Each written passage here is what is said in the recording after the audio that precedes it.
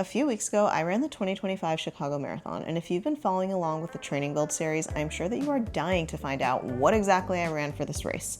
Well, spoiler alert, I knew my exact time this entire time. Around 2:55. My 2:55 marathon goal, 2:55 marathon goal, 2:55 marathon goal. Yes, I literally ran exactly 2 hours, 55 minutes, and 21 seconds in the 2025 Chicago Marathon. But I do think that I still had a lot more left in the tank. So in today's video, I'm gonna be giving you guys the breakdown of what actually happened on race week in more of a vlog style video. And if you're new here, my name is Juliana and I am a marathoner who started this YouTube channel to talk about how I balance everything in my life from marathon training, growing my startup, and managing my full-time 9-to-5 corporate job. So if you're interested in following along with my journey, make sure to hit that bell button down below and subscribe to the channel.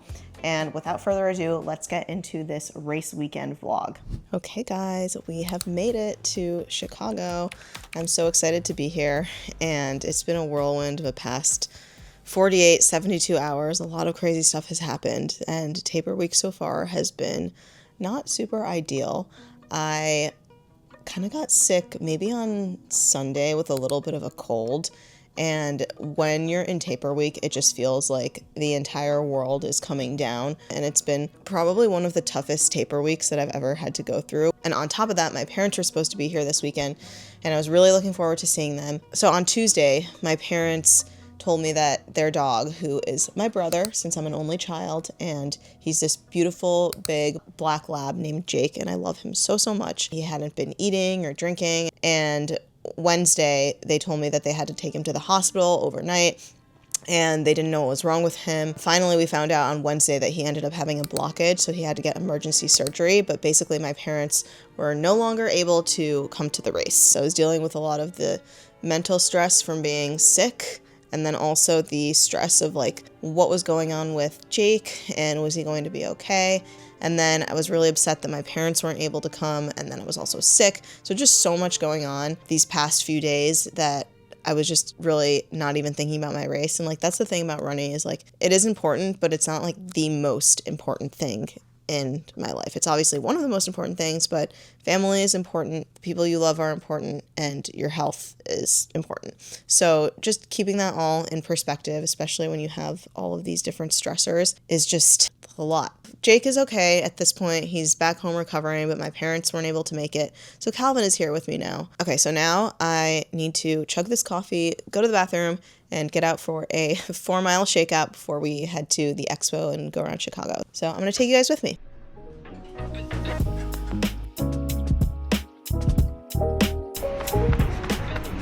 Heading out for my 4-mile shakeout run. And then tomorrow, one more little 20-minute run, and that's it. I'm so excited.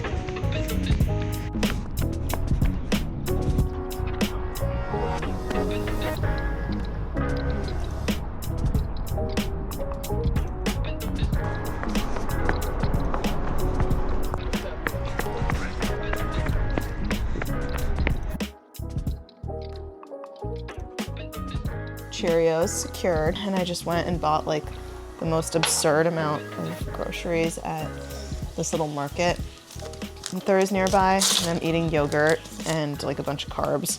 I realized that I don't have a spoon, so I have to eat my yogurt with a fork and my Cheerios with a fork, so that'll be interesting. And I have to put things in like tiny little bites here because this is like the size of my bowl. I'm gonna eat a lot more than that. We are currently in an Uber heading to the expo. Super exciting. Calvin is very excited.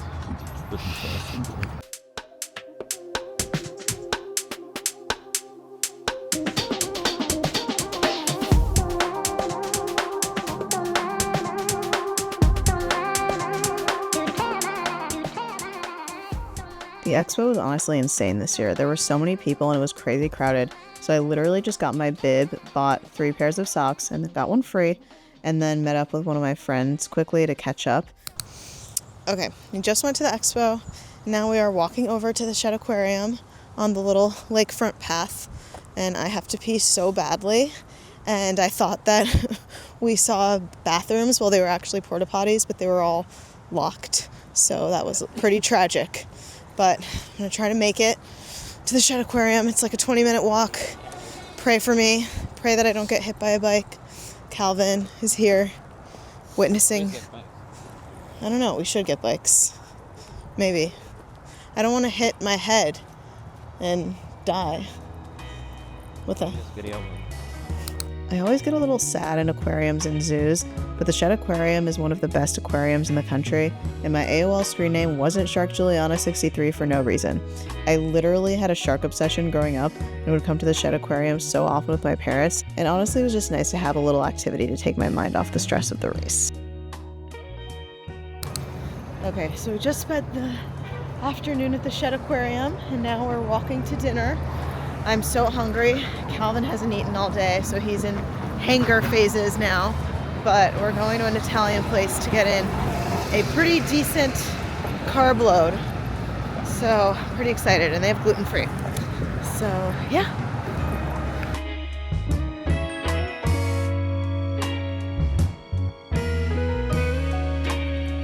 Okay, so we just got back from dinner, and I realized that I completely, once again, forgot to take any footage of the meal whatsoever.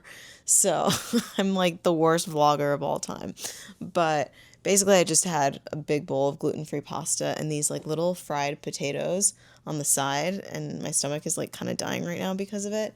But anyway, I'm just trying to carb load. I feel like I've been really bad about carb loading this time around. Like today I didn't even have really a proper lunch, just like a bunch of carb-rich snacks, which I guess is fine. But tomorrow I'm excited because we're going to get pancakes at Wildberry, and they're so good and they're gluten-free. So I'm really looking forward to that. And then pizza at night. So I'll be all ready and carbed up for Sunday, hopefully. And then I also just got the good news that my mom is actually going to end up coming to the race, so that is very exciting as well. It's currently 8:43 p.m., so I want to get to bed early because tomorrow we want to head over to Lifetime here and use the cold plunge, so I can get in a cold plunge and then steam maybe before the race on Sunday.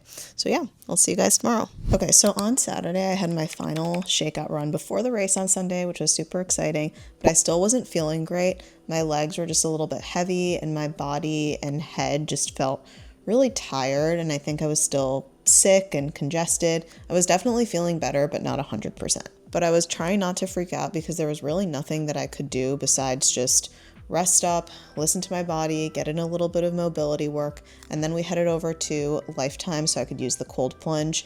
Okay, so I just got back from lunch a couple hours ago.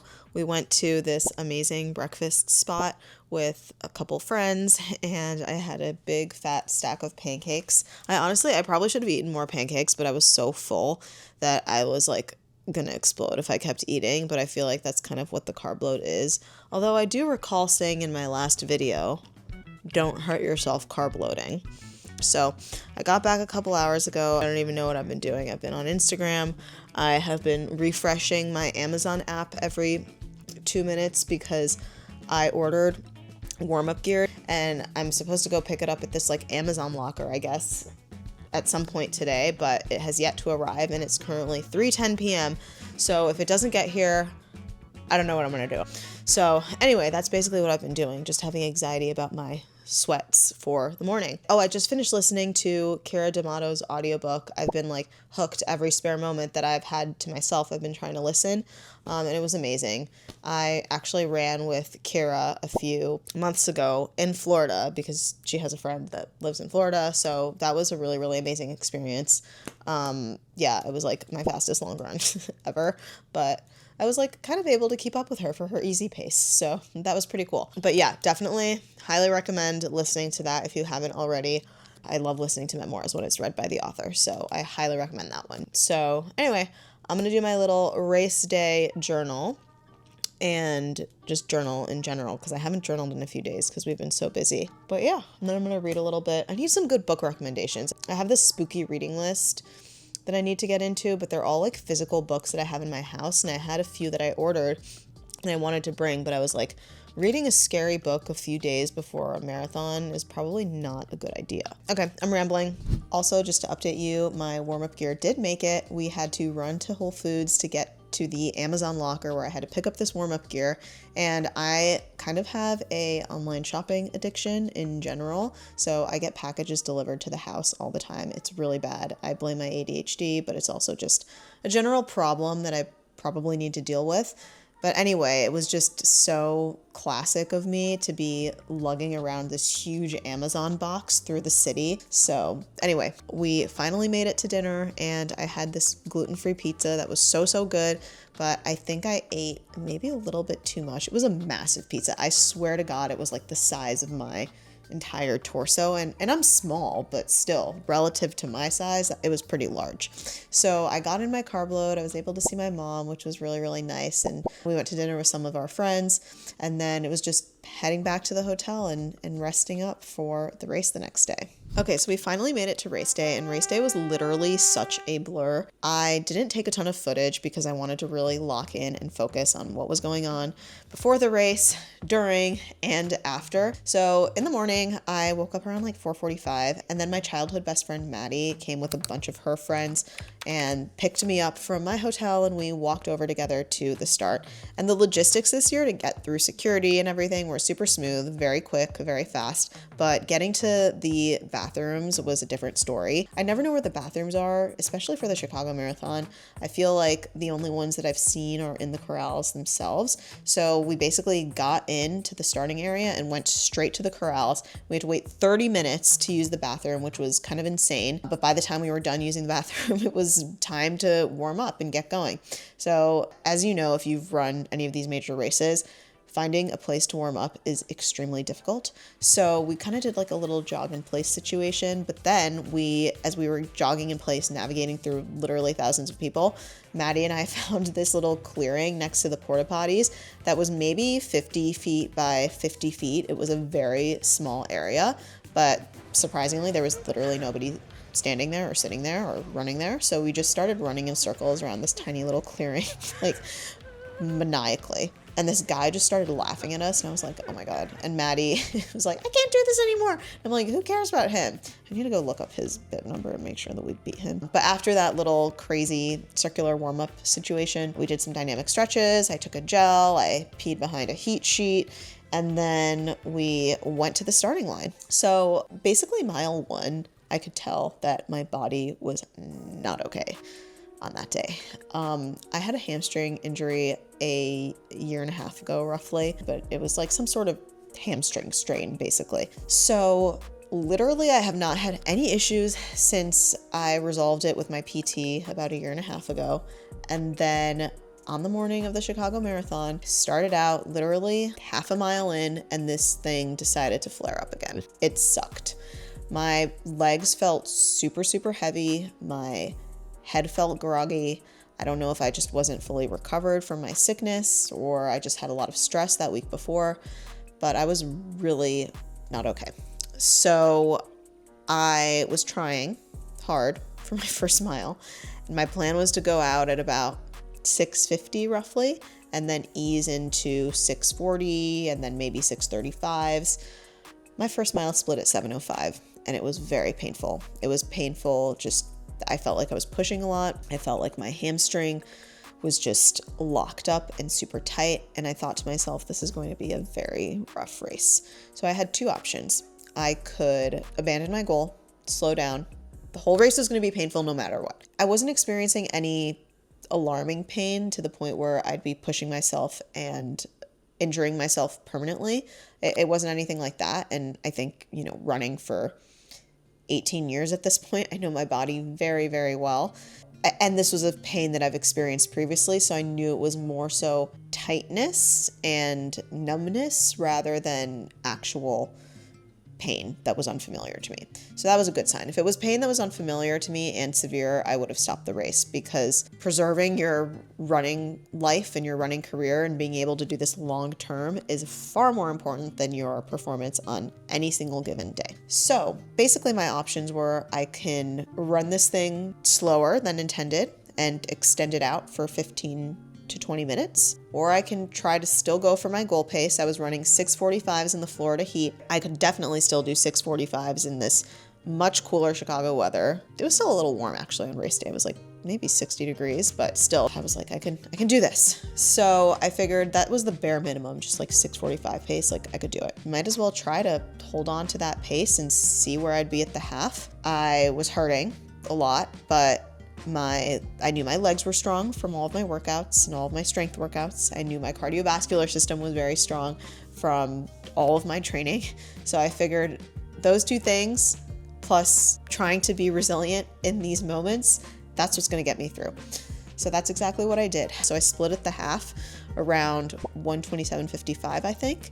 And then after the halfway point, right after that 13.1 mile mark, I saw my mom and Calvin, and that gave me a little confidence boost. So I ran that next mile super fast. I think it was like 6:30 or 6:35. That just gave me the confidence that I think I can do this second half under 1:28 as well, and then I'll still be in that 2:55 range. I might not be sub 2:55, but I'll be 2:55 if I can keep this up. I knew that the effort was strong in that first half and that I'd have to maintain that same level of effort, but I was okay with it.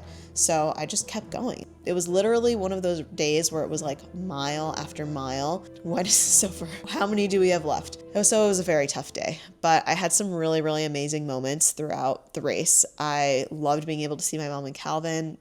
I was very thankful that I have the privilege of having a body that is capable of running these races and doing the training and putting in the work and, knock on wood, never getting injured. It's really, really a blessing, and I was just so, so grateful for that. I also was able to run so much of the race with my friend Maddie. We both ran cross country together when we were in high school, and being able to run so much of the race with her, we kind of ran our own races, you know, like she'd be ahead and then I'd be ahead, and then, you know, we'd kind of catch up for a little bit, but we were able to run a lot of it together. And that was just an incredible moment that was just really full circle for me and really, really meant a lot. I also was so happy that Connor was able to break the American record. I was running the whole race wondering, I wonder how Connor did. And then at the end, to be able to see that and hear that was truly, truly incredible, and run on the same streets that he did. And I'm just so thankful. I'm thankful that I have a small community of people that are hopefully finding value in my content, and you can let me know in the comments down below if there's anything else that you would like to see in the future. But I'm just thankful for this sport, for all the connections that I've made, and just that I love it so much. And I think that's the most important thing about any race, is it's not really about the result, which, by the way, just did my 2:55 PR, so that's very exciting. And I'm here with my mom, who made it, and Calvin. So my cheer squad. But yeah, I am in a lot of pain. That was pain from like mile 0. So proud I finished. So it's really not about the race. It's about the training. It's about putting in the work, and it's about loving what you're doing. Because if you're not loving it, then you need to reevaluate. And I do have a whole video where I talk about my post-marathon protocol and how I recover emotionally and physically from the race. So make sure to check out that video if you are interested in learning a bit more about how I get back to running. But I am pretty much fully recovered at this point. Now I'm just counting down the days when I can start training again for Boston.